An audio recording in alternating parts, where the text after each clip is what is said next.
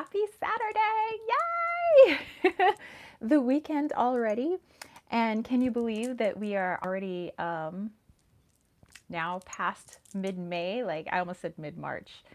What month are we in? Past mid-May. And in a few days, the Lokester's gonna turn 6. Yay! Little Loki's gonna be 6 years old on Wednesday. So I'll make sure and film a birthday video of Loki for you guys. I already have some gifts for him. And then I ordered one more gift for him yesterday. So I think that's supposed to show up like the day after his birthday, but that's okay. I don't think he'll mind. And Solaria, you are here. What up, girl? um, so yeah, and Moon Magic is here. Happy Saturday to you. I hope you guys are having a lovely start to your weekend so far, and perhaps your weekend started on Friday or Thursday, or maybe the weekend started on Monday. I don't know. But I hope you guys are all doing well, no matter where you are or what the weather may be. Solaria said, it's beautiful and has been raining all morning. You know, I love the smell of rain, especially in the desert. I love the smell of desert rain. That's like my favorite. And Trisha is here. Hey, happy Saturday to you. And Crystal Mama, what up? So yay, so happy to see your energies in here today since I can't physically see you guys. Just tap into that energy. So yeah, you know, things just usual, like weird busy, I guess, over here. Solaris said, OMG, yes, I managed to get a whole jar of rainwater too. That's awesome. See, that's what I love collecting. I love collecting rainwater, like specifically at certain times of the moon phase. But if I can't get it at a particular moon phase, I'll just take some rainwater, storm water, if I can get some, like real, like full-on storm with lightning. Moon Magic said, it's sunny, just came back from a walk. Well, that's lovely. We, as in not the royal we, but the dude and I like to take our evening walks here in our neighborhood. Because usually, for some reason, the neighborhood likes to go for a walk at the hottest point of the day, which is like around like 3 and 4 p.m. I mean, it gets super hot at noon, but it's like 3, 4 p.m. It's pretty hot. But then when we go for a walk, like at like 6:30, 7 o'clock, like just before sunset, there's really nobody out. So, I mean, we're not going to run into anybody. But it's also nice and cool because we have like hills like San Francisco. Like seriously, like people who come here from San Francisco are like, oh, it's just like home. Yeah, we got these like huge hills. And so yeah, when my heart rate is like 170 beats per minute going for a walk, you know, it's actually like a workout. But it's nice because him and I are like talking the whole time. Let's see, Solaria said, I got a Martinelli's apple juice bottle, and now it's my rainwater jar. Ooh. You know, Martinelli's bottles, and actually large bottles in general, I love using them for vases and like repurposing. And Sherry Bug is here. What up, Sherry Bug? So, Solaria, yes, I know you meant glass, but your glass got class. So anywho, I have tea and water today. I just figure, you know, since it's been a little bit warmer, you want to be like, you know, a little more hydrated. But anyway, I wanted to show you guys real quick. I don't know if you guys are familiar with this particular herb. You guys know I'm a little green witchy. I have a little green heart. I love my garden. Like, it's, you know, plants are my everything. Plants and animals, you know, my kittens are everything. But next to them would be plants and, you know, herbs and things that I work with. So I wanted to share a herb that I don't know if you guys are aware of. It's not really an herb. I guess it's more like it's a bark, but just to see if maybe like you guys use it and what do you guys use it for. But just thought I would share it. Sherry Bug said, hey there, taking a break from an Enterprise marathon. Yes, heck yeah. There were so many like nerdy things I just wanted to say, but I'll just, you know, tone that down just a little bit. My inner Trekkie was like coming out. It's like okay, so the herb that I want to talk about. Well, it's in Spanish. I don't know if you guys can read it. I'll just translate it into English. But it's Peruvian bark, or also known as Peruvian red bark, because it's got a slightly reddish color, but it actually turns water red. I know it's like kind of like a hibiscus color, right? But we have a like, well, I guess there's a few like curanderas in the neighborhood, like healers and like people who work with herbs and stuff like that. And at our local swap meet, which hasn't been open in forever, of course, because of quarantine, there is a curandera that's there, and she always has like all of her herbs and stuff like that. And people go to her. Hey, Amanisha. People go to her like for like whatever ailments they have, and then like she like prescribes some herbs and stuff like that. But when my friend Steph was visiting from Belgium like a couple of years ago, my friend was having some issues with like her kidneys, and so the lady had prescribed her this, and then but I knew a little bit already about Peruvian bark, so I decided to get some as well. I haven't used it too much. Obviously, you see it's pretty much a full bag after like 2 years, but it's good once in a blue moon. Manisha said, do you have a shark tooth necklace on? I do not, but I have a shark tooth necklace. I'm just not wearing it. These are seashells. um, but this has like a host of like really good benefits to it, and it's really hard to find actual Peruvian bark that comes from Peru. Oh, Green Owl's here. Ahoy, mateys! What up? Grun oila. So yeah, it was originally used to treat malaria and the flu and stuff like that, and to you know, stave off a host of health issues, muscle cramps, if you had circulatory issues, if you had heart palpitation issues. It was meant for that, you know, in certain doses. And way back when, this is like 1500s ish, the homies out in England picked up on this, and they were like, hey, these homies over here, they're like staving off malaria. This is the jam. But when you just drink it as like infused water, it's really bitter. So they were like, let's make a tonic. So this is like where the OG tonic came from, for making gin and tonics. So of course nowadays I guess it's been synthesized or whatever, just because the FDA has banned quinine, and that's what this has in it, quinine, which is the active ingredient in helping to heal a host of ailments. Hold on.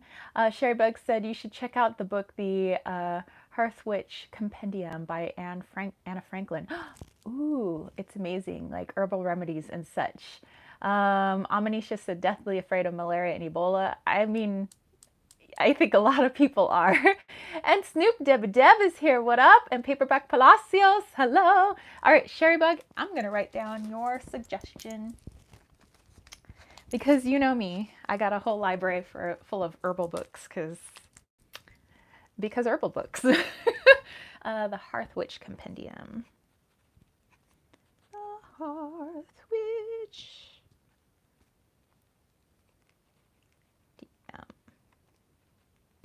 And that was by Anna Franklin.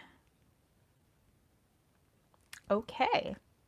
Thank you for the suggestion. And Amanisha, check out Asian herbals. Yes. Well, I mean, got my Asian background, so that's something I look into as well. But also with well, she's my acupuncturist, but she's also like my other mom, and I have moms from like, I have like my Canadian mom, I have my Filipino mom, and she's considered my Chinese mom. I have like 3 different moms. But yeah, she's always telling me about like, you know, different like Chinese herbs and stuff like that. So I'm like, I am all in the herbs, baby. But I am always willing to check out new books and new YouTube channels and new things, resources, to learn more. And I'm always trying to expand too, like herbs outside of the United States and like what people use in different countries and things like that. I just think it's super super fascinating. So yeah, Peruvian bark, definitely check it out. They do say to be careful of like overdosing on it, which would be more if it was in its gin and tonic form, because people back in the day used to get drunk off of this stuff. I mean, this doesn't make you drunk, but when you add in the alcohol, yes. So they're like taking something that's medicinal, adding a bunch of alcohol, getting toasted off of it, and then obviously you've taken too much. But for me, I just took like a fistful of this and I put in like two, like just over 2 quarts of room temperature water. I let it soak overnight. I strained it out with like a strainer and some cheesecloth to get all the bark pieces out. So all that's left is the red water. So now it's infused. It's Peruvian bark infused water. And I just had 8 ounces of it this morning. And you're like, well, Tara, you don't look like you have malaria or or that you're suffering from the flu. I'm not, but it's also good for muscle cramps. And so I had a really, really tough workout yesterday where I worked out my pectorales, my pectacles. And these are like Charlie horsing because I may have overworked them. So this was more to calm down my nervous system and my muscular cramping and stuff like that. So I would not suggest drinking this whole thing because then, yes, you would OD. That's not good. But 8 ounces, maybe every other day until this is done, which this would probably be done in like a week. And then I would stop, So I think last time I had some was like a year ago. So if you do it like that, you're cool. Anything in excess is never no bueno. even tasty treats in excess, no bueno. Amanisha said, "I love acupuncture, not just Chinese, Indian, Tibetan. Oh yeah, there's various forms of acupuncture, which is fabulous." Sherry Bug, it has everything from canning, ritual food, herbal remedies, homemade beauty products, personal care, witchy garden.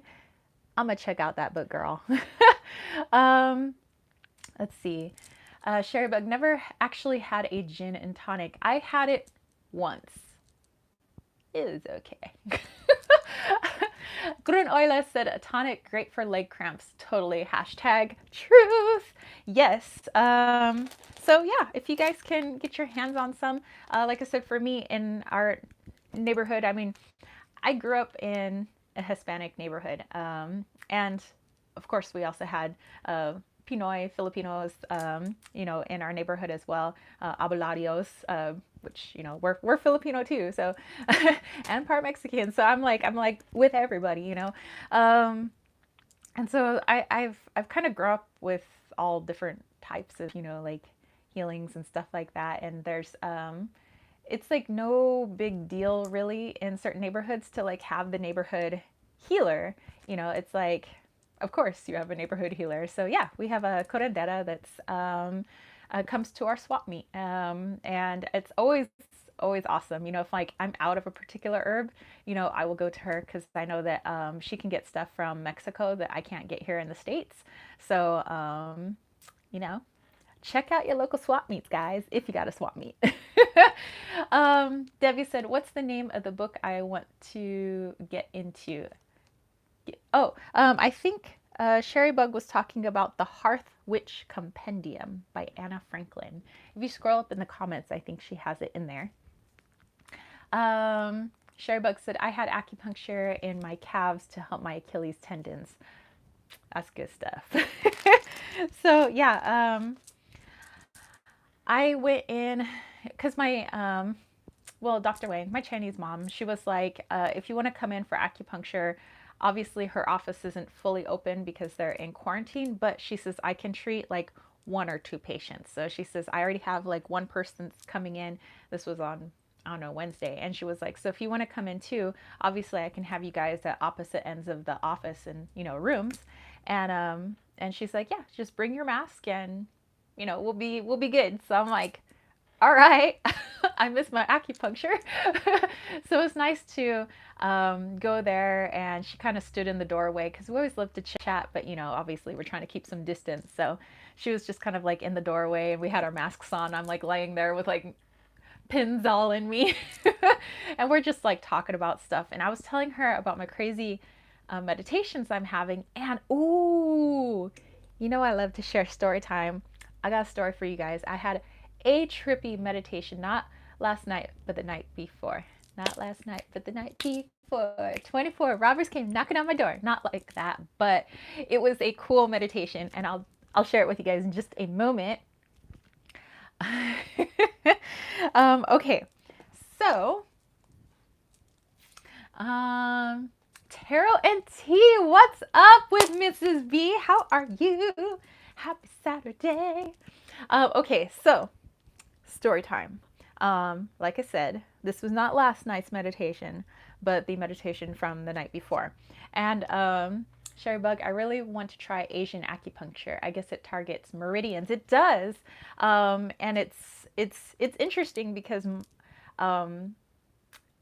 Western science has now found that acupuncture isn't just like woo woo, it's all in the brain, but where the like if you take the like picture of where like the acupuncture points are, and you overlay that with like meridians and certain pockets of nerve patches, kind of like all over the body, like it almost perfectly aligns, and like they're like, whoa, there's something to this acupuncture. And because there's been this, wow, there is something to this acupuncture, a lot more people's insurance is covering it now. Like my teacher's insurance for the past couple of years now, a few years, they've included in acupuncture because they realized it's actually something real. So yeah, I have like a $10 copay, and I can get acupuncture every other week. Just kind of keep me in tune, and kind of also to, because I do a lot of healing and stuff like that. It's just kind of good to cleanse myself, Gotta keep my energy in check. Tarot and Tea is doing fabuloso. I hope you're doing great. We are doing well. Oh, Sherrybug sits down and crosses legs to listen to story time. Okay, so here it is. Story. Okay.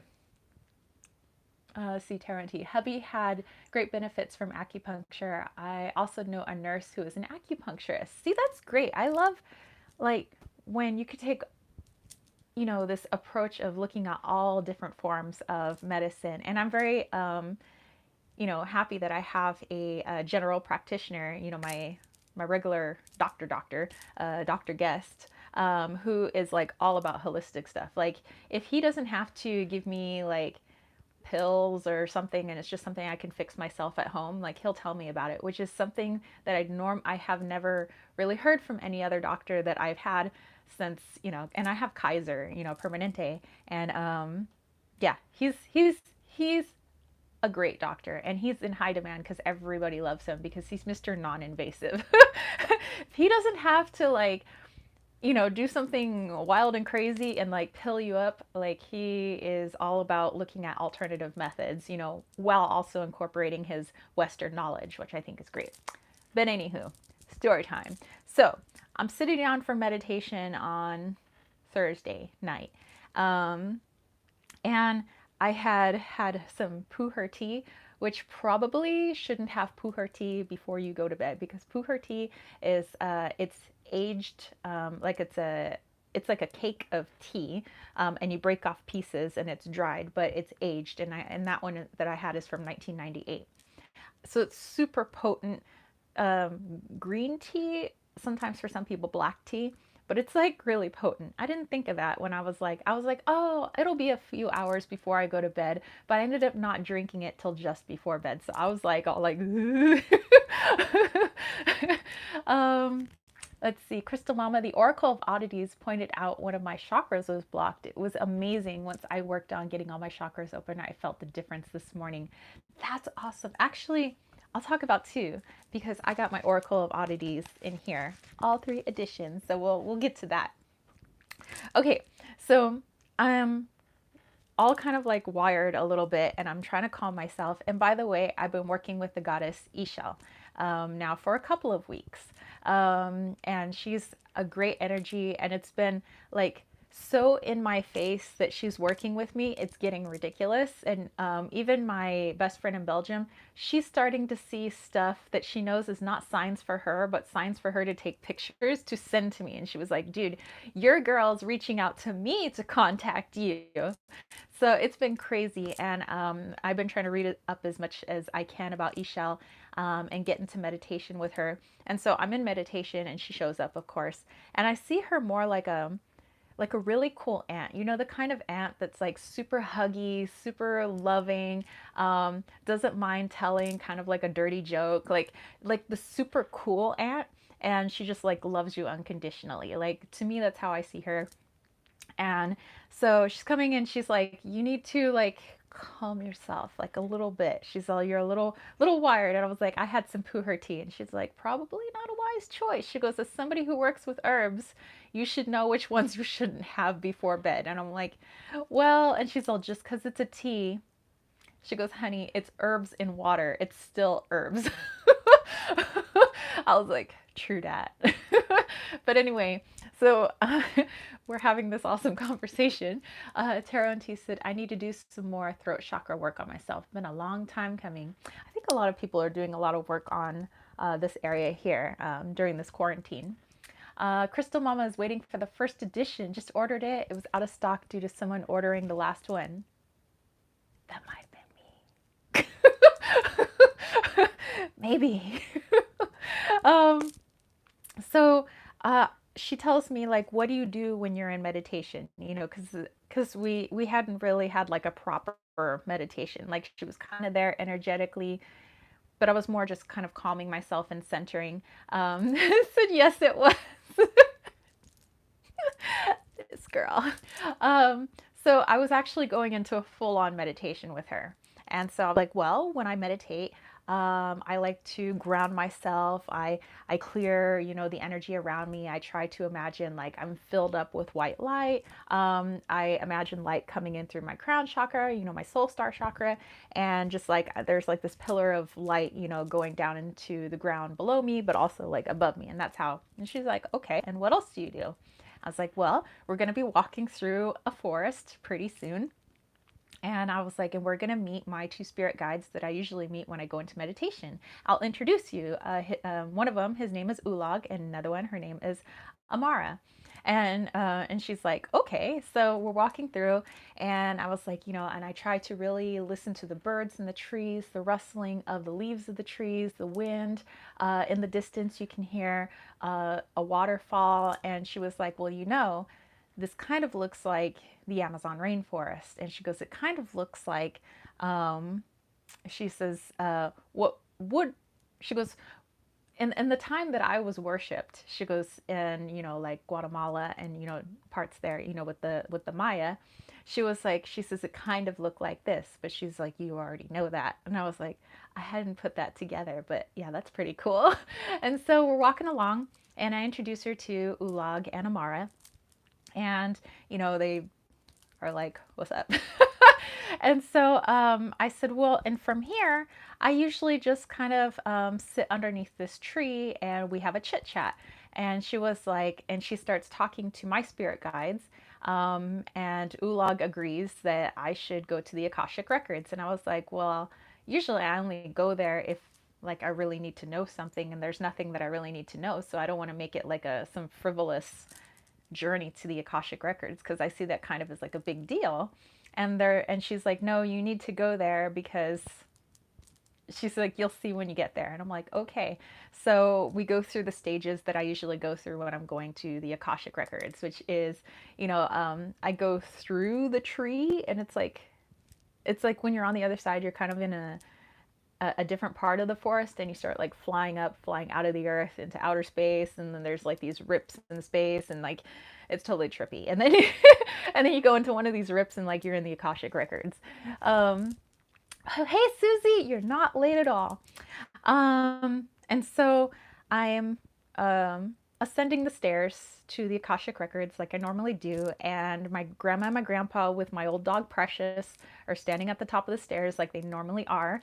And I had to kind of like introduce her. I was like, Grandma, Grandpa, this is Eshel. She's a goddess, and she's kind of like here with me. And my grandpa was just more, like kind of like, well, usually like goddesses and that don't hang out in the Akashic records. It's more like spirit guides and stuff like that. But hey, welcome, you know. And so she was like, hey, it's you. She goes, I gotta show Tara something. Amanisha says, have you tried ayahuasca from the Amazon? I have not. I have heard stories. I think it's fascinating, but I have not. And Jezebel, what up, girl? And Barbara, hey, hey. Um, so we're up there, and I always see the Akashic records the same. So it's, I don't know, like kind of a mixture of like everything's made of crystal and transparent, and there's like weird cloudiness, I guess, and like sacred geometry, and it's like kind of trippy. Um, um, and oh, you guys are all just saying, oh, and Lady Night is here. Hello, hello. And so, and off to the side, there's like this pool, and in this pool is what you can look into to kind of look at your past lives and your future lives, and just kind of like general stuff about you. And so the person who's normally standing there is Edward. You guys know him. He's my crystal skull who's up there. He's one of my guides as well. And so he's standing there. And by the way, Edward is hot stuff, okay? My spirit guide is hot. Amanisha had her first clairvoyant message. That's awesome. AA. A lot of opening up for people. So I'm like, he's like, could you always like, he's like, every time you come here, you're always ogling me. And I'm like, you're kind of a hot spirit guide. And he's like, remember, he saw how many times do I have to tell you? It's not because you're physically attracted to me. It's because we have a connection, and your human body doesn't know how to translate that except into attraction. And I was like, well, you're hot anyway. So, and he's like, so he's talking to Ishel, and he's like, he says, you better go with her. It's time for you to go talk to God, source energy again. I was like, again? But like, I have a question. I keep feeling like I'm wasting source energy's time because I don't have a question. She's like, yes, you do. I'm like, okay. So it was time to talk to the big energy in the whatever parallel dimension. Susie's like, hot. Yes. Yes. Yay for hot spirit guides. Lady Night being called to the principal's office again. And I'm like, what did I do? Why am I in the principal's office again? So I get there, and she's like, I'm gonna hang back. You go, like, she's like winking, like, you go talk to source. I'm like, okay. So yeah, it was like, hey, yo, hey, source guys, person, it, thing. So I get there, and I'm like, hey, okay, so this was not my idea to come here. Eshel brought me, you probably know her, she's a Maya goddess. Yeah, she brought me here, and I don't have a question for you. Totally don't want to waste your time. I understand. You got universities to run, stuff to do, so I don't know why I'm here. Sherry Bug, I wonder if Akashic records look different for everyone. They probably do, and so that's probably just like my version of what like Akashic records look like, and so, or at least how my brain defines it. And so, it's when Source talks, I hear it as like a feeling. It's not really like a voice talking, but it's translated into words, although I don't actually hear words talking. It's like I get this feeling, and like pictures and stuff, and then I translate it into words. So what was said was, you know why you're here.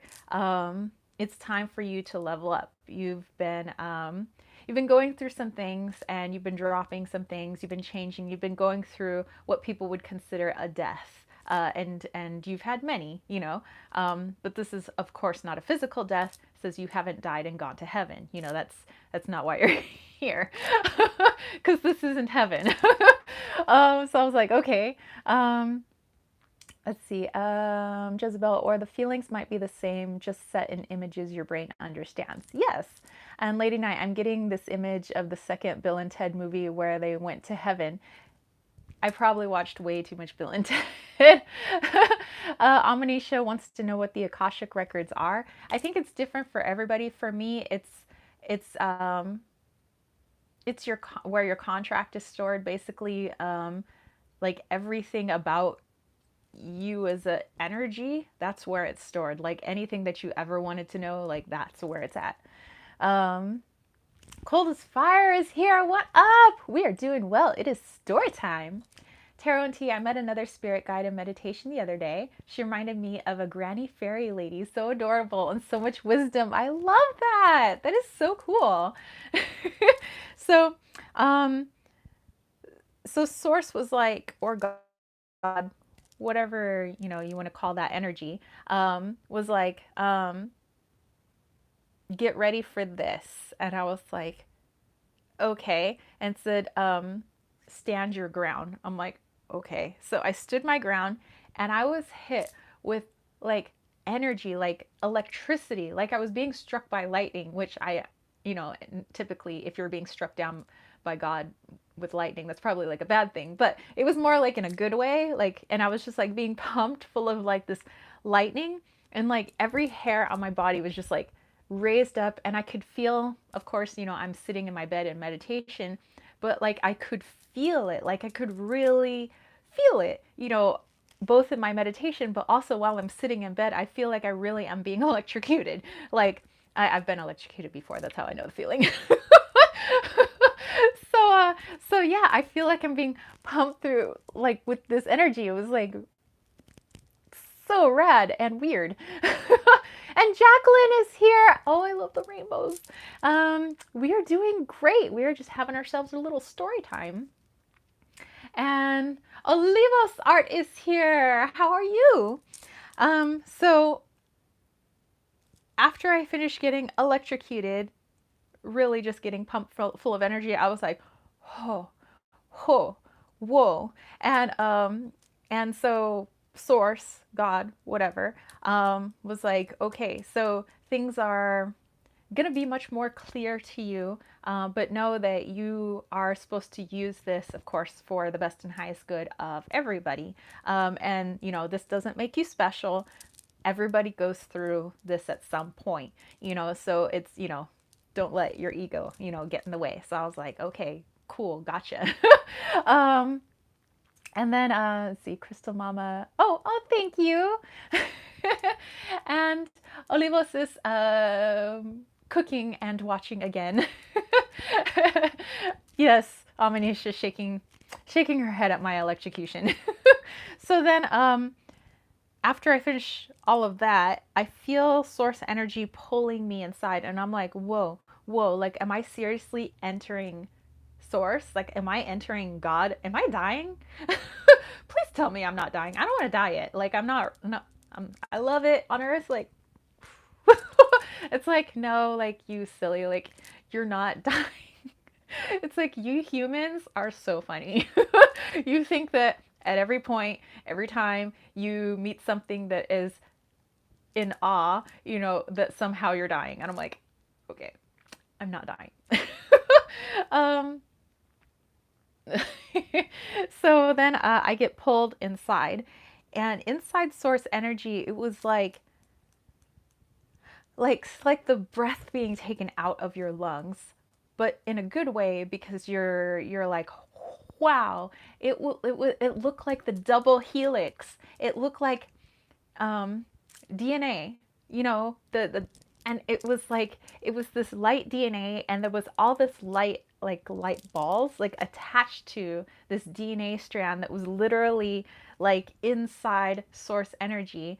And I was just like, is this what we're all connected to? Like, is this like, are we all like my brain is blown, and I don't know are we all like this DNA in source? Like, what does this DNA mean? And it was like, but there was no explanation. It was just like, I want to show you this. And it was just like this rotating double helix that was freaking awesome. And I knew that every ball of energy that was on there was a life. It was a spirit. It was maybe not even a human spirit, but it was an energy that was attached to it.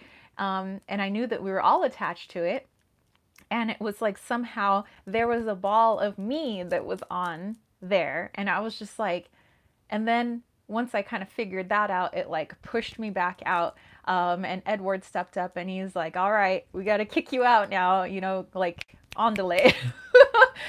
And I was like, can I just like stay and talk? He's like, nope, when time is up, time is up. Like, you cannot stay like 1 second longer. And I was like, okay, cool.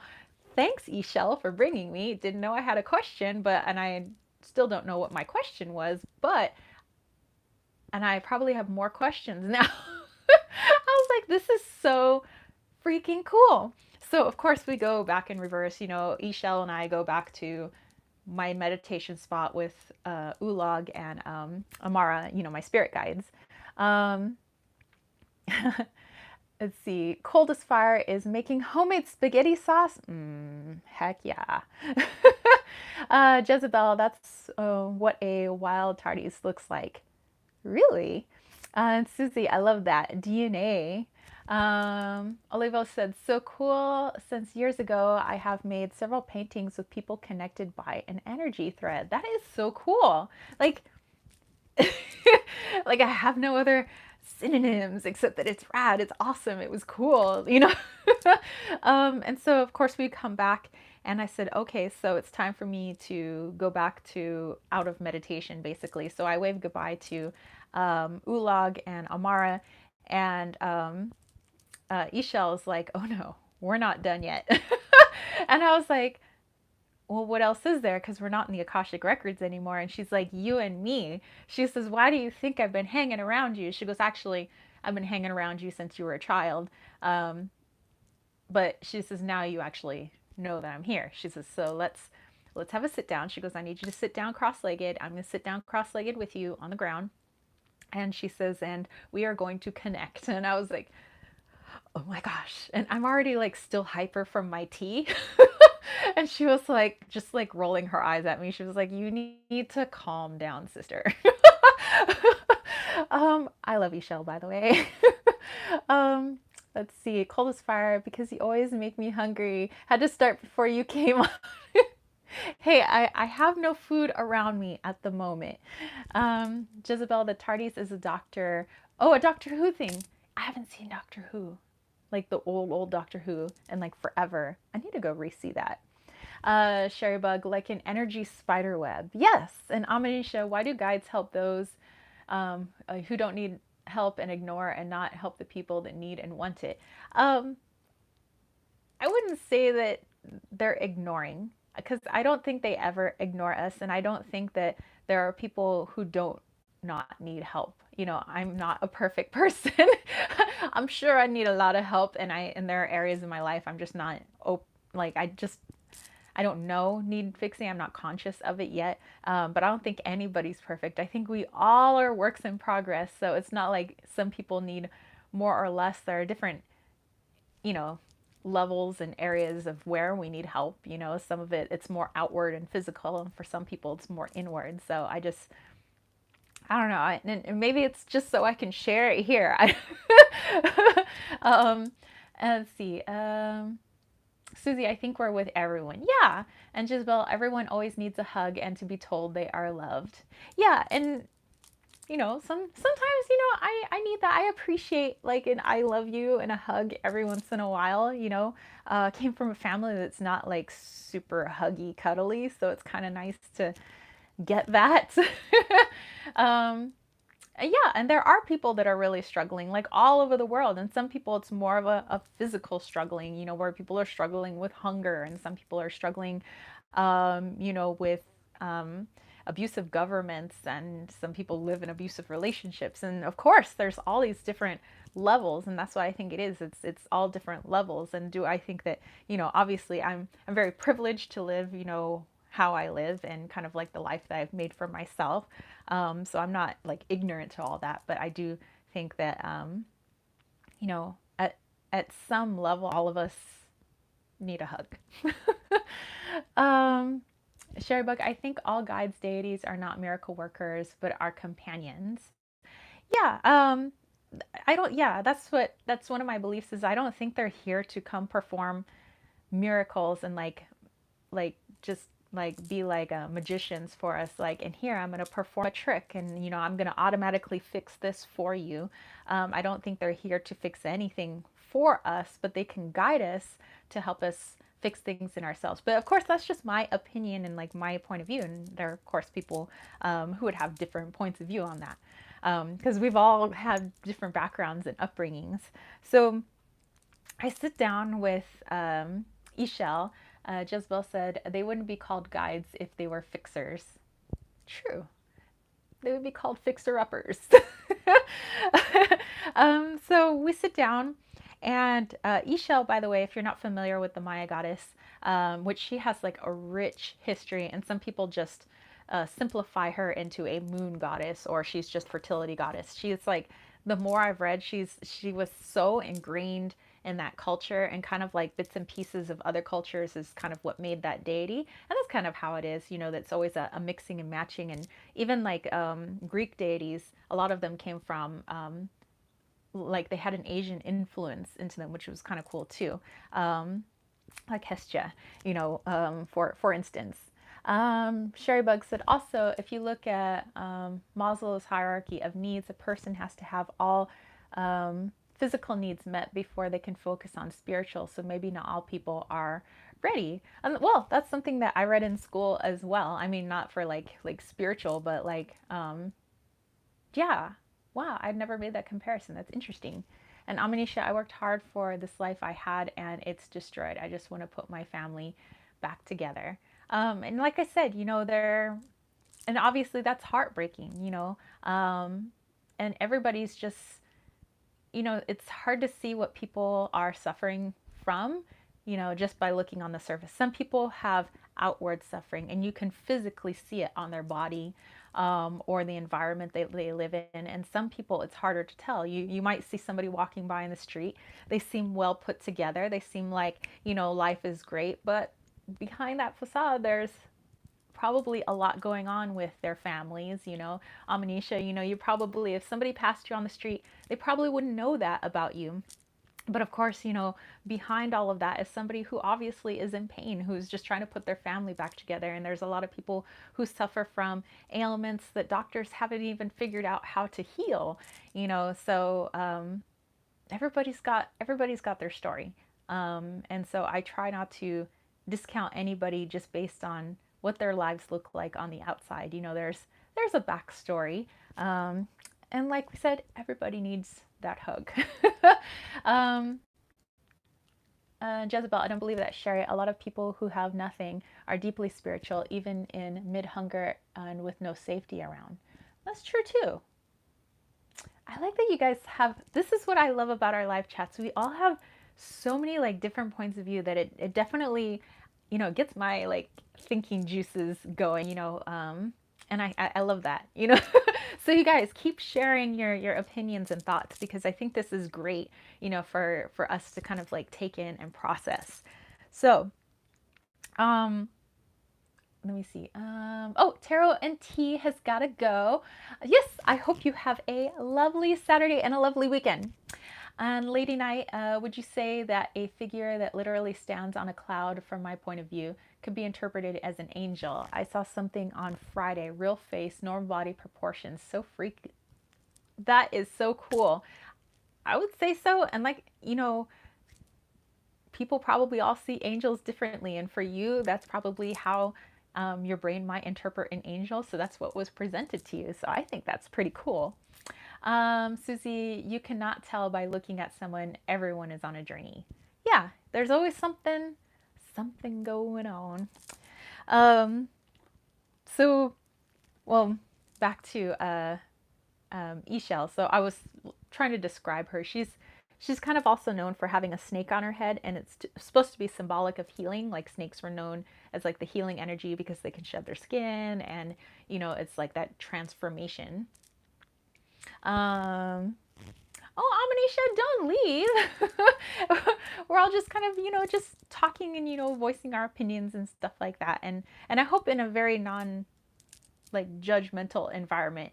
We're not trying to judge anybody, just trying to remain open to, what everybody has to say and how everybody's thinking. Um, and so, but her and I were sitting there, and she was like, okay, get ready for this. And so there was like, I could feel a snake in me, like a white snake. Like I could feel it coming up, and it was like there was a snake coming out of my forehead. So, like I said, I don't know if this was the tea, but I was pretty trippy. This whole meditation was trippy. So this snake comes out, and it's literally like connecting avatar style to the snake on her head. And I was like, whoa, this is kind of cool. And she said, so like, don't be scared, but what is going to happen now is, she says, I'm going to, hey Sheldon, she says, I'm going to be in you now. Like I'm going to be in your heart. Oh, I missed the beginning. What tea was this? This was pu'er tea. Pu'er tea is like an aged Asian type tea. So she's like, I'm going to be in you, like literally kind of like in your heart. She says, but if you ever need to talk to me in this fashion, like you can, she says, just like sometimes when you talk to yourself and you like outwardly project yourself so you can talk to yourself, she goes, you can do that. You can outwardly project my image and we can have a conversation, but really I'm going to be inside of you. And I was like, what are you going to do in there? And she was like, she says, I want to guide you. And she says, and you've been trying to utilize my energy. She goes, I want it to be easier for you. And she says, so that you can help people and help yourself. And she was like, because she goes, the ones who do the healing also need to heal themselves. And I was like, true that. So, I was like, okay, my meditation's now done. And then I kind of like walked out of my visualization of my meditation, and I was back in bed. So yeah, talked to source energy, saw a double helix, saw all of life attached to this. I had a snake come out of my forehead. I had it attach avatar style to a goddess. A goddess jumped in my body, and here we are. That was some tea. Let's see. Da, da, da. White Snake from the forehead, not the band White Snake, which they're awesome too. But Olivo said, she is who is, yes, the island of women. Yeah, it said she's dedicated to Goddess Ishel, is a healer, also magic medicine woman, snake connection, also very connected to you as mother and as creator. Yeah, and like I said, her energy is just so like cool and loving. Like she's the coolest aunt you ever had, like that kind of energy. Totally non-judgmental and just loves you no matter what. Lady Knight said, what a trip. I know, right? And Tarot Girl is here. What up? And Paperback, well dang, sounds like a good meditation. I know, right? So I had just like a regular meditation last night of just like trying to calm myself before bed, and that was it. I was like, I don't think I can have another ginormous meditation right after that. I need to like process some things before I allow more information. And Garrett is here. What up, Garrett? We just finished talking about a crazy meditation. Oh, thank you. I made these myself. This is dyed howlite, and this is it's dyed agate, and then this one down here is made from my roses. I literally made rose paste out of my roses, and I made little rose balls, so they smell like roses, which is nice. It's just dried roses. And Susie, your energy is beautiful and inspiring. Oh, thank you. So yeah, and so just know that although yes, I have some crazy trippy meditations, that you need a jewelry store. And then my necklace is just seashells. So like little like river river water pearl, and seashell. So, you know me. And eashell actually is also known for like the rains and waters and stuff like that, and sometimes known as Lady Rainbow, Lady of the Rainbow, Rainbow Goddess, Rainbow Jaguar. Was supposedly had given birth to the four jaguars of the four directions of well, and center, I guess. So it was like north, south, east, and west, and there's colors associated with it. Like I'm like learning so much, and I think it's so fabulous. And also, she is a goddess of the crossroads, like somebody you meet at the crossroads, like when a spirit departs this earth. So very cool indeed. So yeah, but this is stuff like you guys can do too. It's not, like Source told me you're not special, and I'm like, thanks. This is like, you know, everybody can do this at, and it looks different for everybody. Everybody's meditation looks different. It doesn't mean somebody's doing it right or wrong, or the way I do it is like the way you should do it. Everybody does it differently. Some people go on walking meditations, and they're just walking, and they just get downloads, and they just feel at peace when they're walking. And that's kind of one of my fave ways to meditate. Some people just like to sit in the garden. Some people lay down and they literally fall asleep during their meditation. Some people just want to practice their breathing. Meditation looks different for everybody. And I don't think there's right or wrong, or your meditation looks bad. It's, if you can feel a sense of calm and center, and just let your mind just be calm for a little bit, you're fine, Da, da, da. Garrett said, I saw your wand video and it inspired me to make my own wand, and that is what I did. That is so cool. Olivia said she is Allah. She is also a witch. Oh, yes. Yes, she, works with the herbs.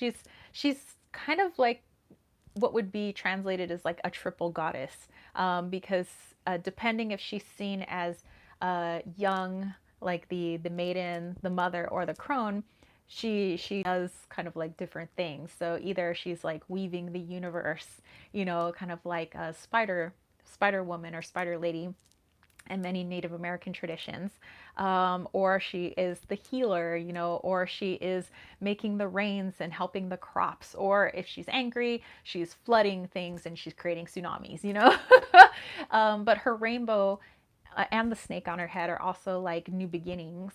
After the storm, there's something new. So she's kind of like the death card, which is also symbolic too. She also has the crossbones on her skirt that she wears on her skirt, to show like you meet her at the crossroads, when somebody dies.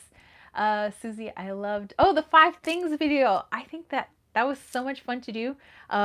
Just finding 5 items and just like not talking, and just seeing like if anybody can make sense of what those 5 items mean about you. I think that's cool. And the beauty glow video, I'm just trying to make, fun videos for us while we're sitting here bored in quarantine. Might as well have a little bit of fun, right? So yeah, so that's just that's what's been going on with me, just having like, crazy meditations and working, and was waiting for me to show my cat. They're asleep right now. So Loki's asleep in his room. Wally's asleep in his little tent. I'll probably show you guys in a little bit. I just don't want to disturb them right now. They've been running around kind of crazy this morning, so I'll let them sleep. Oh, for the 5 things.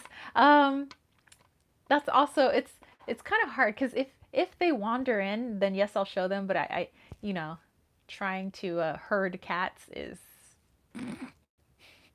an impossible task. I can't like bring them in for the video, because then they'll decide, maybe I don't want to be here. Maybe I want to be over there. Maybe I want to be on the other side of the camera. But yeah, so the only representation I could have was to show my Hello Kitty, to show that yes, I like Hello Kitty, but I also like kitties. And I'm also a Pacific Islander, and I also like stuffies. So it was supposed to be like multiple meanings with each thing. So yeah, my representation for kitties was to show that, but also to show my Wally's World and be like, like, hey, I have a kitty. Actually, I have two, but here's one of them. So that was like my other way of like showing I have a kitty. Because they weren't in the room and I can't make them come in.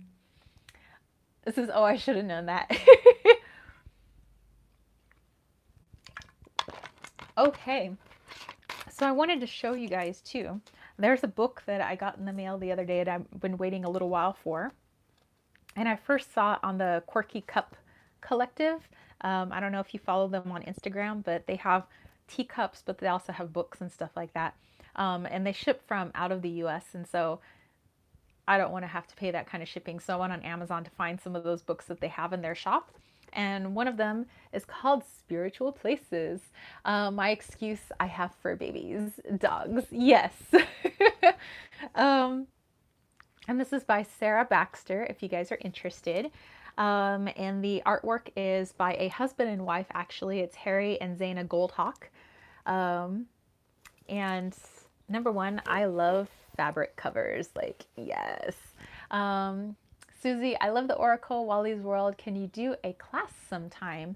I can. I've done a couple of classes through Wasima from Wasi Magic. Like she's taught a couple of classes, and so I was like kind of teaching about my deck.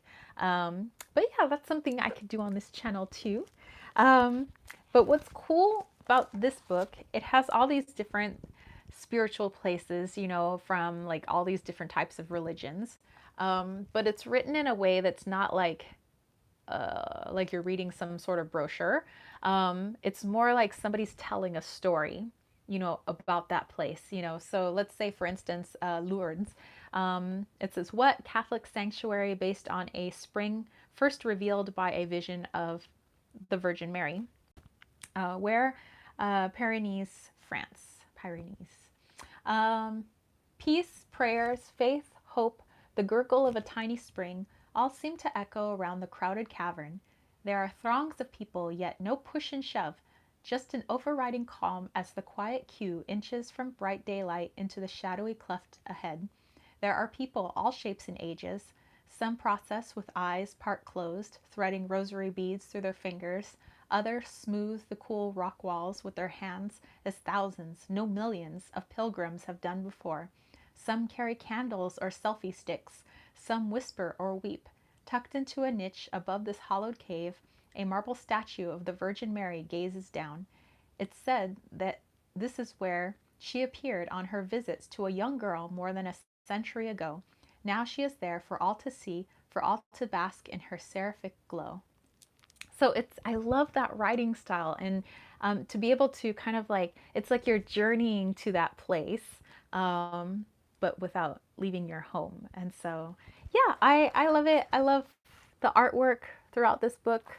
You know, super cool. Obviously doesn't have every spiritual place on the planet, but I think it's kind of neat. Sherrybug, ugh, another book for the wish list. You're welcome, Sherrybug. I got your back. I may have a problem when it comes to buying books. Same. Susie, good thing, Sherrybug. Old school like me. Yes.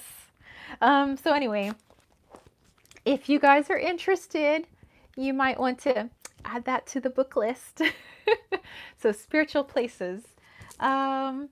Okay, so there are a couple of decks that I've been working with. One of them is the Emotion Energy cards, and this is currently on Kickstarter, so they're not available for purchase yet, but I did get this from the creator so that I can kind of show it off and like get to know it. And I have a review coming not this Sunday, but next Sunday for it. And what I think is cool about this, number one, those backs. She's going to do this in matte, so it's not going to be this shiny for the finished product. And she's going to make it a little bit bigger, but she is an artist. And so, and she's also a teacher at a you know, for secondary school, kind of like me, but she's an art teacher. And this is all of her art. And what she did was she would sit in nature near a body of water, like a stream or a lake or whatever.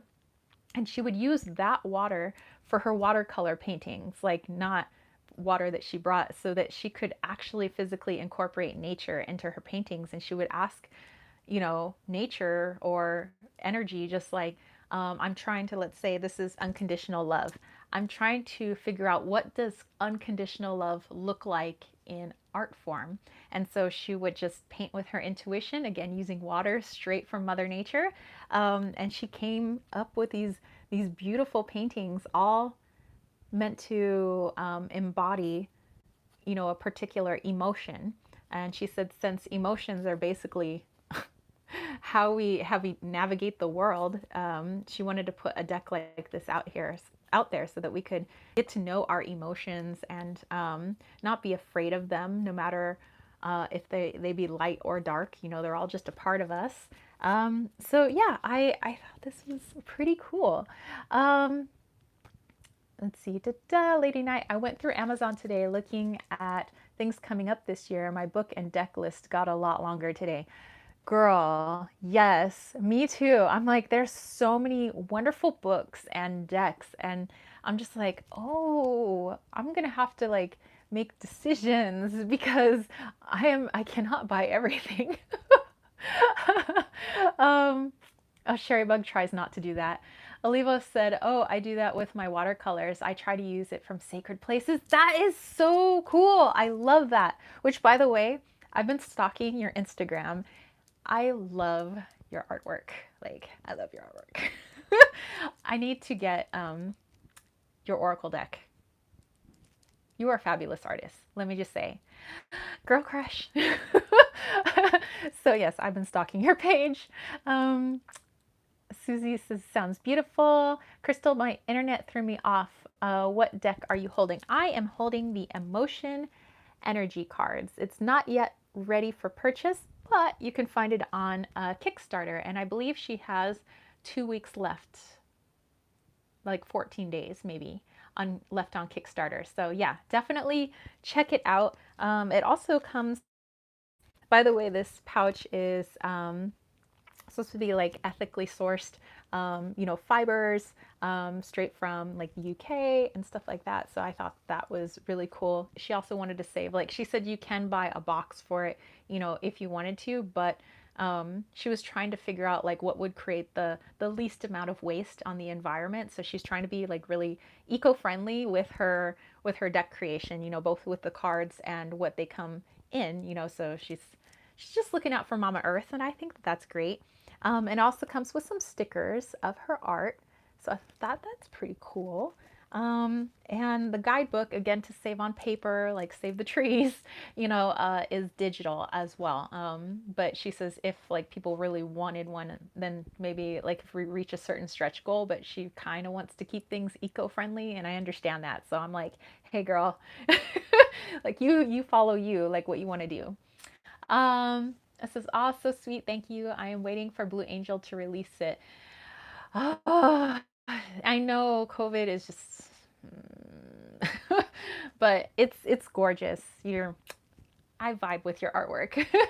I did check out the Mayan Oracle deck, and I wonder if we're talking about the same one because I did order one, and it was I got it off of Etsy, and it kind of it doesn't say Mayan Oracle, and actually it's a tarot deck. I don't know, maybe there is one that's an Oracle too, but this one is kind of old.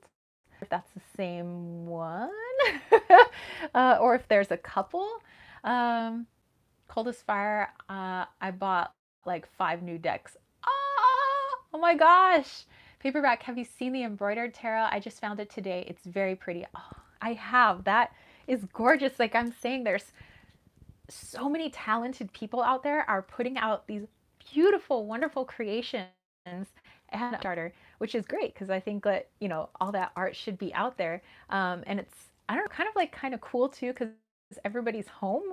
So people are able to actually see like all this beautiful art and to see it like get funded and people's like, you know, what they've been trying to bring to the world to see it come to fruition. I just think it's just fabulous. So I'm all about that. My artist edition sold out, or I would send one. Hey, no problem. Once it's like out for purchase again, I'm snapping that up. Okay, so here I'll just go through some of the cards with you guys. We have unconditional love, we have the Dharma, we have neutrality, peace, clarity, compassion. I love the compassion card. Detachment. And actually, and then there's a little ditty down here that you could read. It says, the energy of detachment allows you to move into a space of stillness. Life swirls around you, but you remain calm and centered. Can you step back with no attachment to outcomes? You know, so maybe possibly like a little bit of journaling there, you know, which is pretty cool. Quiescence, tolerance. I did check out the Mayan Oracle deck is a lot of light language. I'll check that one out too, because the one I'm getting, it's a used deck. Well, sort of used. It's a little bit older, but it's a tarot deck, kind of, sort of, with Maya. And I'll show you guys when it comes, whenever it comes, because again, you know, delays. Eternality. That's cool. Devotion. Flow, forgiveness, you know, so her art is also great too. And I love, you know, I think the reason I have so many decks and things like that is because to be able to see like the world and energy and ways that we can help ourselves through somebody else's eyes, like all these different artists, all these different creators, the people who write the guidebooks and the people who do the art, and for some people it's the same person. But and as I look over here at my deck collection, it's just nice to be able to get different perspectives, different points of view, you know. So like if I'm dealing with a situation, I might pull out two different decks because I want to get a varied point of view on the topic, you know. And when I say point of view, it basically taps into my intuition in different ways, you know, depending on the artist's style. Like this one is a lot of, you know, shape and light and dark and, you know, contrast and stuff like that. Very fluid, obviously working with watercolors, which is fantastic.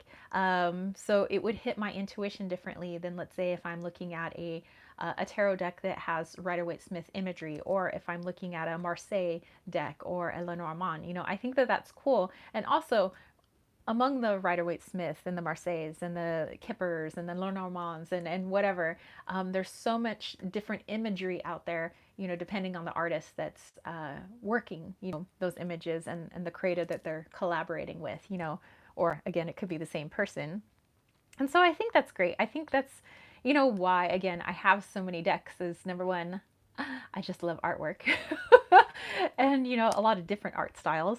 But also, I think that it just adds a richness to my readings so that I don't become stagnant and kind of like the same language, that I'm always using the same language or I'm seeing through the same set of eyes. You know, I want to shake things up a bit, you know. Let's see, let's go back through. Cold as Fire, those are so gorgeous. I agree, different decks can inform and tap into different energies. Yes. Cold as Fire, I'll put the name down and who it's by for you to check out. Okay, cool, cool. Lady Knight's gotta go make dinner. So yes, it was good seeing you too. It's good seeing your energy. You have a fabulous dinner with the fam. Crystal Mama, I find that I am guided to the deck I am to use. Me too. You know, so I don't always like use the same decks all the time for everything. You know, it's just kind of like, I feel like you might be the one to help me with this perspective, you know, and possibly this one. Da, da, da. Okay, so yeah, I just wanted to show that off to you guys. And let me put this back in here. I don't want to damage the stickers. Okay, a little bit more tea here.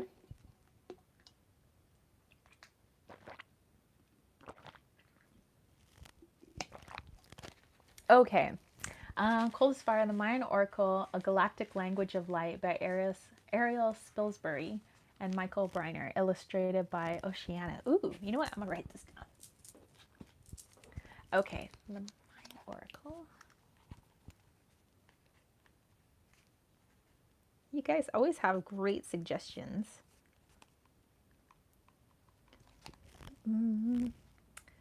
Ariel Spilsbury.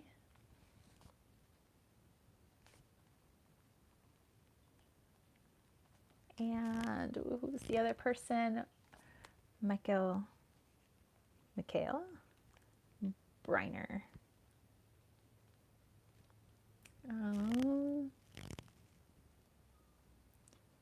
A galactic language of lights. All right, excellent. Got some cool suggestions. Have a book and a deck suggestion. Thank you, thank you. Okay, so I purchased the Oracle of Oddities first, second, and third edition because I thought they were all sold out. You know, I was like, man, I keep missing the boat on these because, you know, I love Claire Goodchild's work, and I have her Antique Anatomy, her Antique Anatomy Ephemera edition, and now I have these. And I know that she also has the like Constellations deck, it's a compendium of constellations, and it's getting published by oh, actually, and I also have the Memento Mori. I forgot about that one. I have Memento Mori, but she got picked up, and she's getting you know, like picked up by a publisher. So the Memento Mori, I think it is, and the Oracle of, or no, maybe it's the Oracle of Oddities, and I get them mixed up. But go to her page, and she did get picked up by a publisher for her astrology deck, I know. And then the other one, I can't remember if it's the Memento Mori, the Antique Anatomy, or if it's this deck, because she has like so many gorgeous decks. I'm getting them confused. But anyway, it's nice that she said that they're getting mass produced, but they're doing it with like really nice cardstock and something that she could be proud of, and like, you know, still have her name attached to it. So I think that that's pretty cool. But I like to use it for spirit work, and like somebody else was saying on here, kind of like chakra work too, to kind of like look at, well, it's got body parts. It's nice to look at what's going on inside the body. So, you know, I look at it for that, you know, like healing for myself and for other people. You should write a book, a spiritual book. I have thought about it, but I was like, what would I write about? I don't know, because I just love to chit chat, and I don't know if you could write like a chit chat book. Spiritual chit chat with Tara. um, da, da, da. What was the first meditation that you did with Edgar to introduce yourself? That is a good question. I think like when I'm just trying to connect with like my crystal skulls, that meditation, I had it in my lap. I physically like to have the skull in my lap. And usually it's just kind of sitting with the energy and then just kind of seeing what pops up in my head. Like, are we in a house? Are we in my bedroom? Are we in the stars? Like, you know, just kind of what scene is popping up. And then from there, usually I don't see them as a person yet. It'll just be kind of like an energy. And then from there, I think like after like a couple of meditations, my brain starts to say, okay, we're going to form a person from this energy that you feel. So this is how that energy is going to be projected into something that you would understand. So for me, for some reason, I just see Edward as hot. Although I remember the first meditations I had with him, he looked more, you guys seen the movie Willow, you know, from back in the day with Val Kilmer and everything? Like, he kind of looked like he would have been from the cast of Willow. And then, like, his energy shifted at some point. Yeah, because I remember he had, like, the Willow thing going on. And then he started to look more like somebody from the early 1900s, late 1800s. And I would say now he has like the suave of Jason Priestley with like the dark hair and the green eyes. And he dresses in black, kind of like grays and stuff like that, browns, kind of darker colors. But he's, I don't know. It's like my brain just decided I'm going to make this spirit guide look hot to me. So uh, he went from looking like a Willow type character to looking like Jason Priestley if he was like really buff and like a lot taller. um, Susie said, or like Val in Tombstone. Val Kilmer, had such a crush on him. Yes, when he was Doc Holliday, like, I'll be your Huckleberry. Yeah, Val Kilmer is he's a good looking dude. um, but yeah, yeah, Edward now is hot spirit guide, but more stays in the Akashic records, which is not where he used to be before. He used to be kind of like hanging out a lot with me, and then it's kind of like when there needed to be bigger meditation type stuff, that's when he started hanging out in the Akashic records, and now that's the only place I see him. So yes, I can feel his energy. That's why I keep him on my altar. But like to physically like see him in a meditation, I can't like do it unless I'm up at the Akashics, which is interesting. I don't know. What's his face? Gray and 50 Shades? No, it's, I would say more like the dark hair, green eyes. How do I say? He's got like a Jason Priestley type look, but more like the square jaw, like tall, like let's say like 6'3", broad shoulders, kind of like has been working out in the spiritual gym, um, clean shaven. Mm, yeah. Because at one point, his hair was hanging in his face, and I told him to get a haircut because I was like, I can't talk to you if your hair is hanging in your face. And he was like, isn't this the style the guys are going for? And I'm like, I know, I don't go for that style. If you're going to be my spirit guide, like, get a haircut. And that's what happened. um, Ian Somerhalder, Damon. Ian Somerhalder. See, you guys can turn your spirit guides into hot spirit guides if you want to. I'm just saying. But I don't know. He's always kind of been a good looking guide. I'm like kind of blessed. I got kind of a hottie guide. I'm just saying. Okay. Let's see. Good idea. Debbie, when he was Jim Morrison. Oh, dude, Val Kilmer, he played I thought, I wasn't around, when Jim Morrison was big, but like looking at old footage of Jim Morrison and then looking at, Val Kilmer in the movie when he plays Jim Morrison, can't really tell them apart. And apparently Val Kilmer wanted to be able to actually do the vocals, for as Jim Morrison. And of course, the band was like, no. And he's like, how about this? He tells the director, if I can sing and you can't tell the difference between Jim Morrison singing and me singing, then you let me sing for the movie. And he's like, okay. He played it. He couldn't tell the difference. Played it for the band. They actually thought it was Jim Morrison singing. So in the movie, the singing that you hear is Val Kilmer. Movie notes. I just thought that was cool. Okay, let's see. What are we at? 78 minutes. Okay, I want to do a little mini reading for us.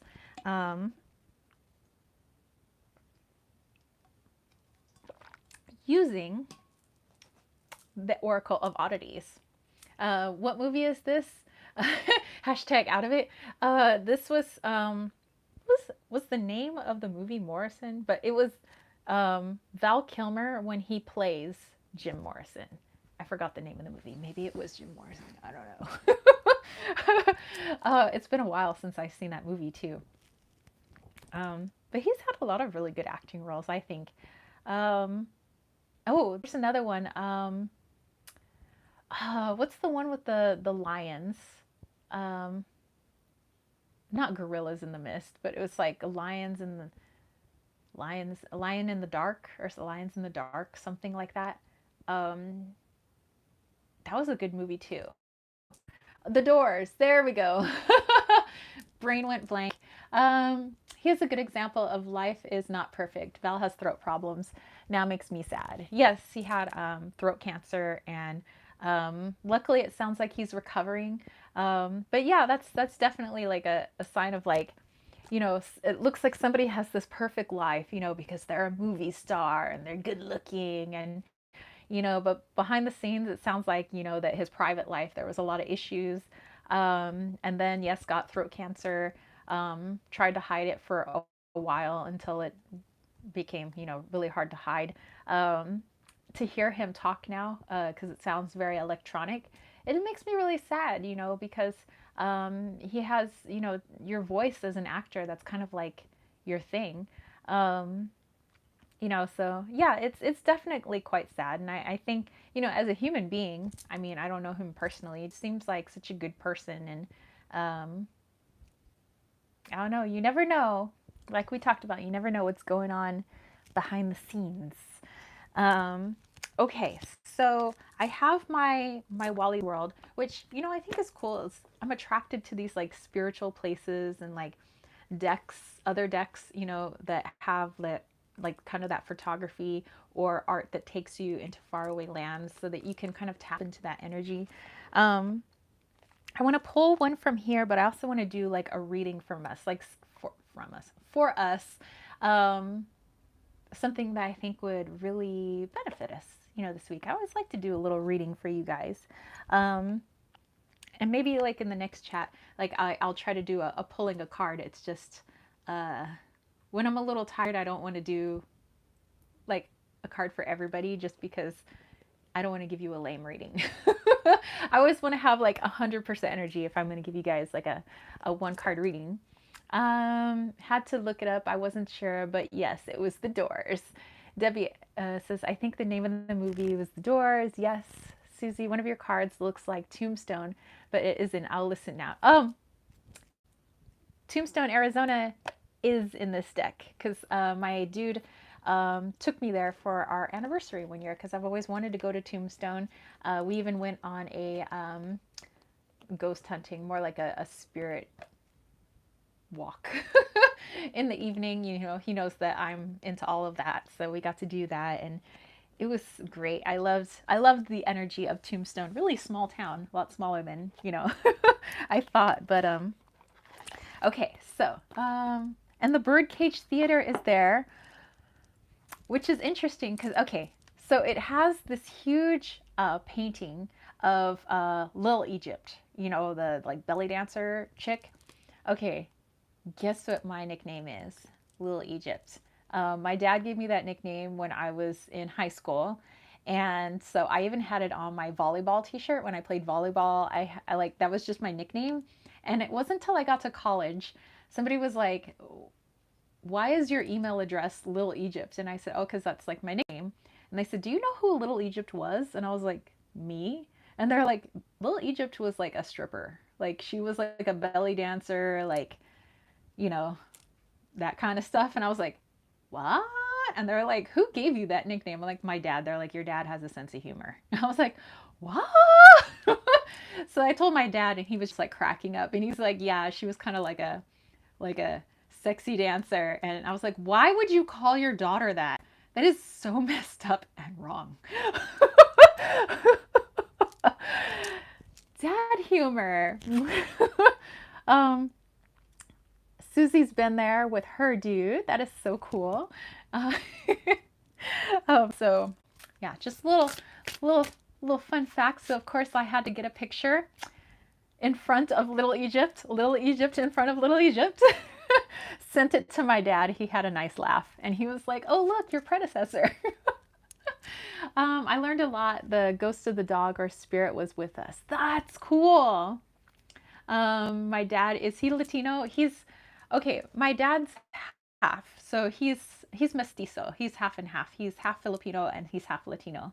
Um, his father comes from Cebu, Philippines. He came over here as an immigrant, and his mother's family came over from Sonora, Mexico. So yeah, he's mestizo. He's half and half. Okay, so I want to pull a place whose energy we can tap into this week. that would benefit us the most. And by the way, if you're wondering, where can I get this lovely deck? You can get it from my website, kittensweightsandtarot.com. Many people from our community donated to this deck. It's sacred sites, meaning sacred to us, so it could have been somebody's backyard, but anything that has significance energetically and spiritually, emotionally for us individually. So not necessarily would be famous everywhere else, but like famous in our hearts. So that's what a lot of this is. There are some actual like places that you could look up, that a lot of people take pilgrimages to. But for some of these places, it's just, personal places. And so I love the energy of that. And it was funded on Kickstarter. So, hey, hey. Sherry Bug, when I lived in Arizona, I went searching for the grave of Maddie Blaylock, Wyatt Earp's mistress at one point. I used all the clues I couldn't find and drove in the desert for a few hours. I went looking for, it's what's his name? Pegleg something. It's out near the Salton Sea. But he was supposed to have like found this like treasure. And so when my boyfriend and I were just like out having fun, we drove out near the Salton Sea, which stinks, by the way, really bad. And we went in search of like Pegleg's treasure. We didn't find the treasure, but it was kind of fun anyway. Never found it. Olivos, that is Latino humor. Also, Filipinos are so similar to Latino culture. Yeah, my dad's got some like weird twisted humor, but that's how like we play.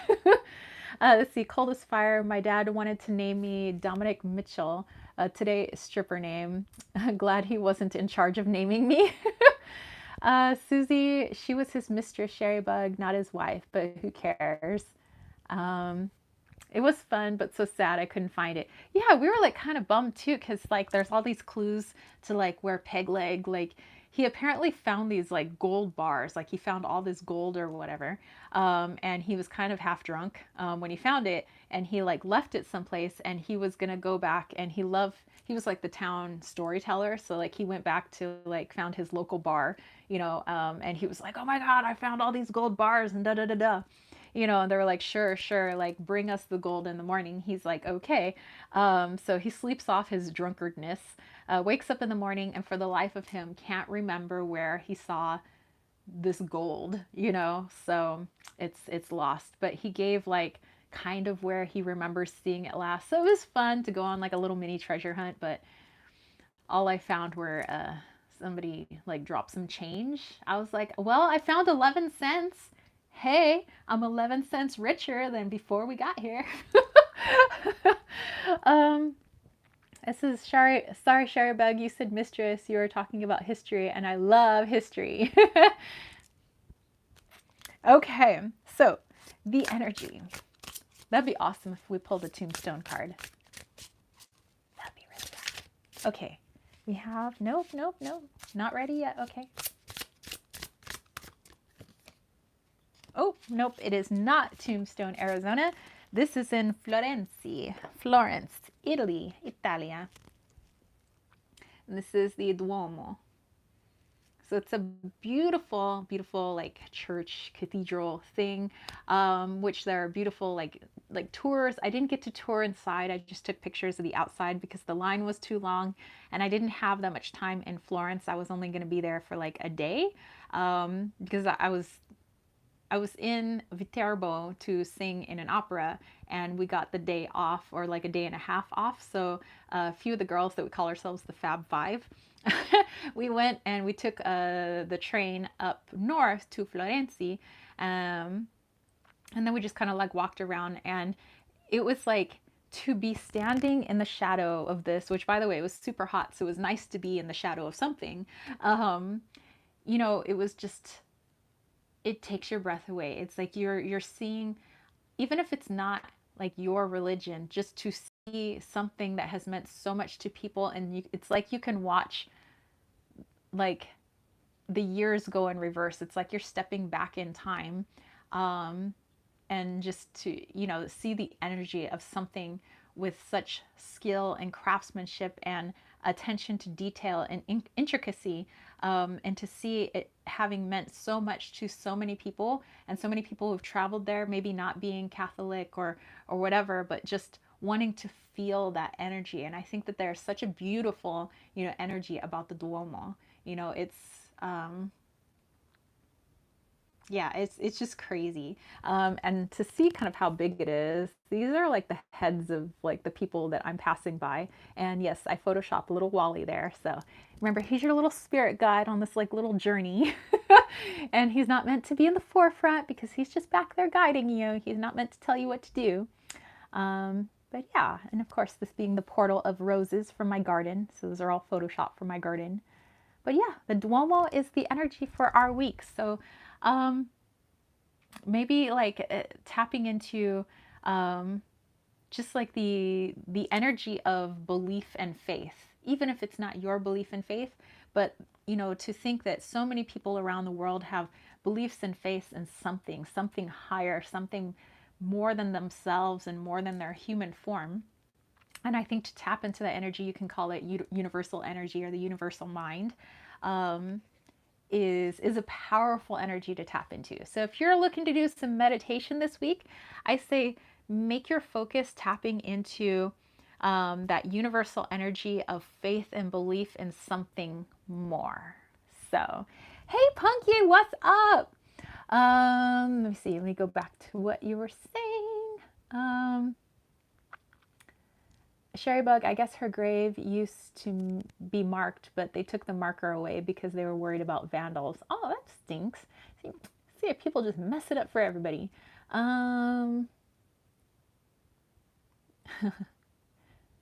Sherry Bug, I never got into the bird cage, just so much to see. I loved looking in the bird cage, and as an opera singer, I was like, I have to go to the bird cage. Susie, yeah, gorgeous Arizona. Someday we will go back. So yeah, so this is the energy for the week. Just maybe tapping into that energy that, so many people tap into of there's something more. There is something more than moi. Okay, so that was from Wally's World, in case you were interested. And our other message from the week using the Oracle of Oddities. All three editions together technically make 88 cards, because it would make 90, but 2 of the cards repeat from like 2 of the editions. I forgot what cards those were. It's like love and something else. So anyway, it's technically 88 cards, but here we go. Looking for a little message.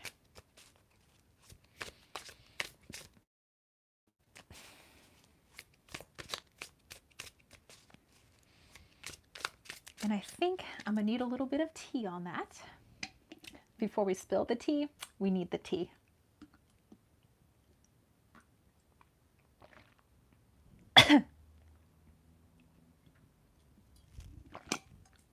Okay.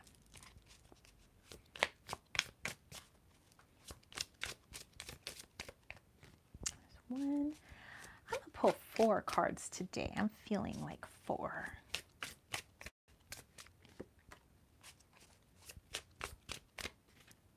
Okay, 4 cards, here we go. First one, expand. Nice, we got the snake there, I like it. Next one, we have ego. Next one, we have a listen.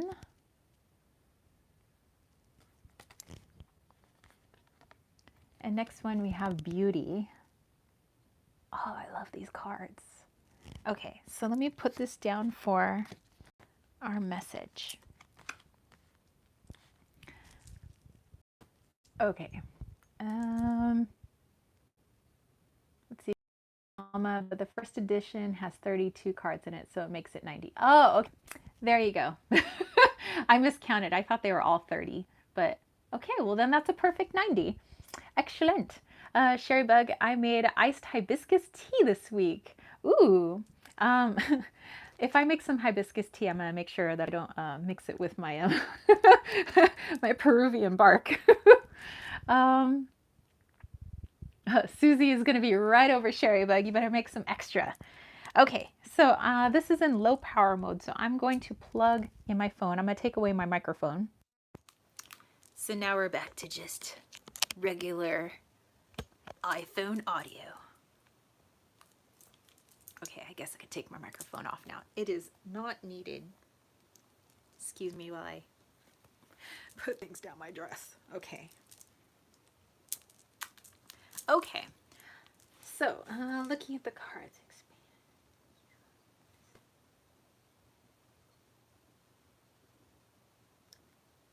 Okay, I got your message. Okay. So many people are talking about, like meditation and expanding and like putting our feelers out there, our intuition, wanting to know more, to be more, to see like what else is out there. Kind of also goes with the Duomo card that I pulled from the Wally's World.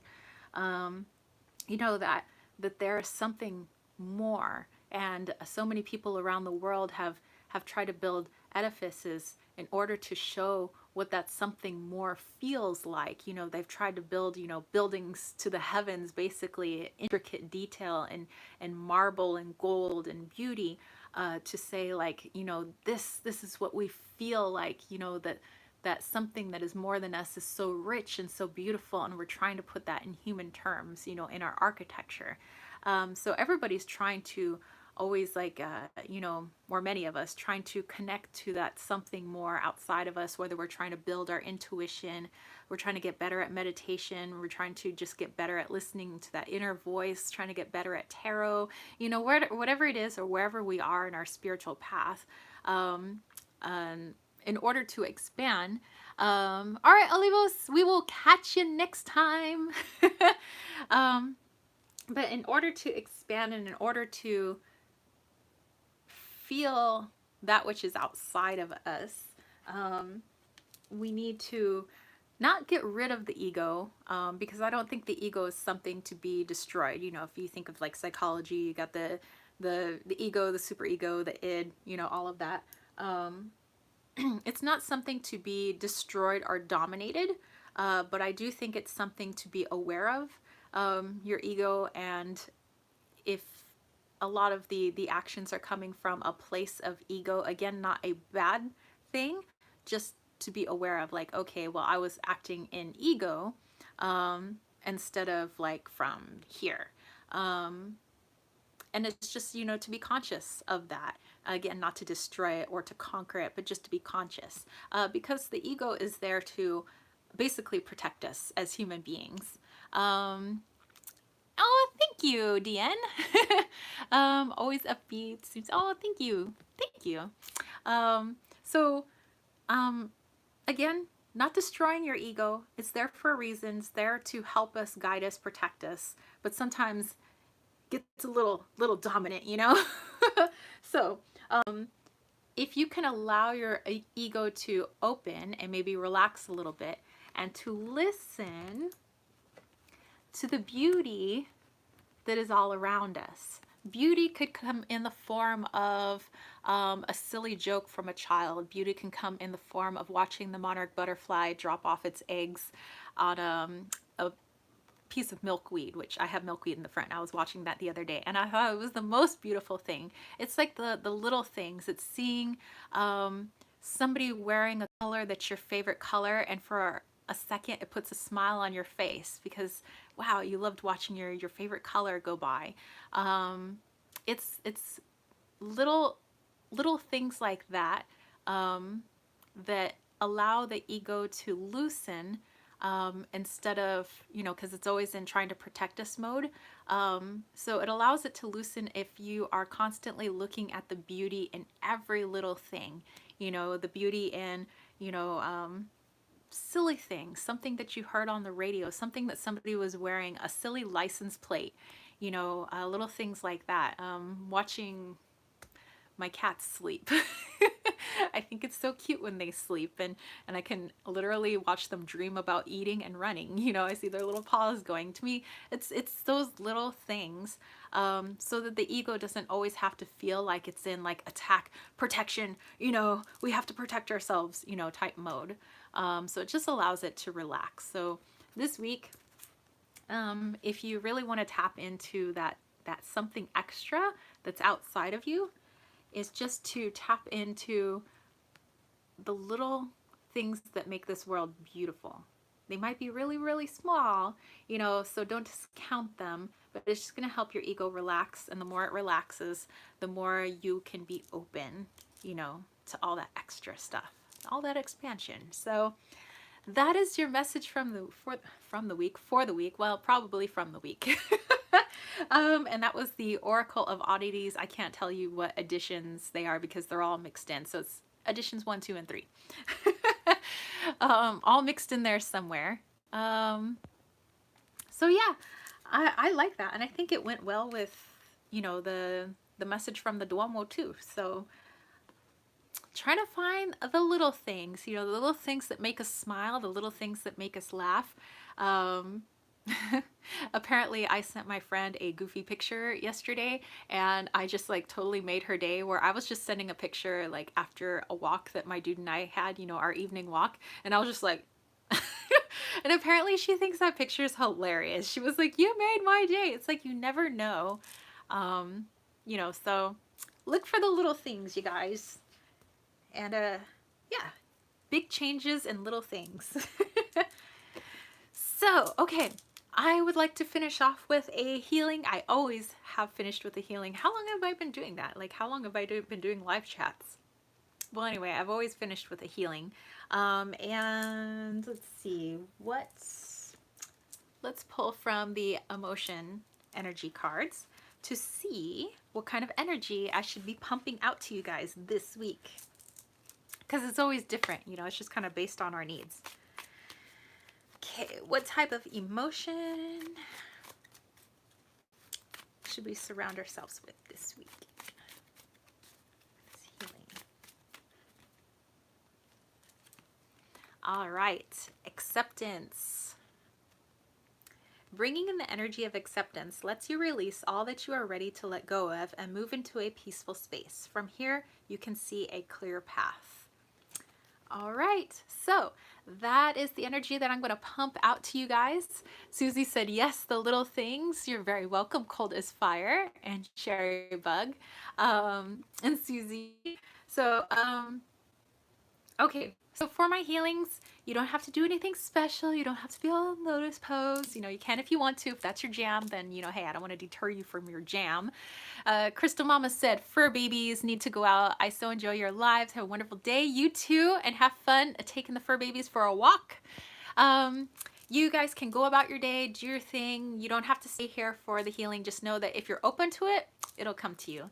And if you're watching this live in the future because you missed the actual live chat, just know that energy knows no time. It'll come to you if you want it to come to you.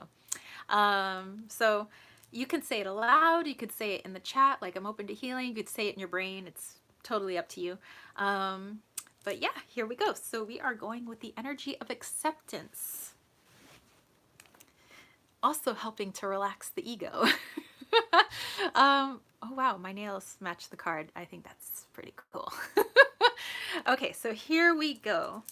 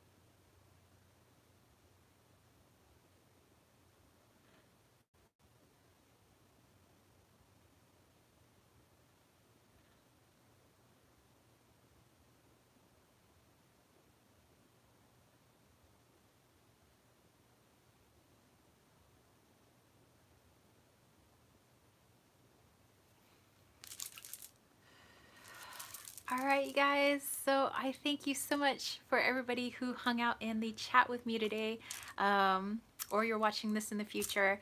I really do appreciate hanging out with you guys. Even if I physically can't see you, I can physically feel all your energy. And you guys make my week, you know. And I hope that, you know, I offer some form of entertainment for you guys for your weekend, your start to your weekend. So anyway, I hope you guys have a awesome sauce Saturday. I hope you have a great weekend, wherever you are, whatever you're doing, whatever the weather is. You know, if it's stormy and rainy, like Solario was doing, collect some of that storm water, you know. Or you know, whatever, you know, make lemonade out of lemons. So you have a fantastic week. Susie said thank you. Oh, thank you. Even my son says he watched you.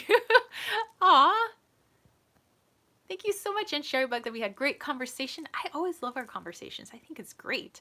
And Stephanie and Essence. So yeah, you guys have a fantastic rest of your week. Think about that Duomo energy. Think about tapping into that. Not squashing your ego, but just like, you know, getting your ego to chill this week, and moving in some of that energy of acceptance. So, all right, I will catch you, spiritual homies, next Saturday, 10:30 a.m. ish Pacific Standard Time. But otherwise, I'm always putting out videos for you guys, so you guys get like actual like videos from me like 5 days a week. So anyway, have a great week. Peace, love, and chicken grease. Peace out.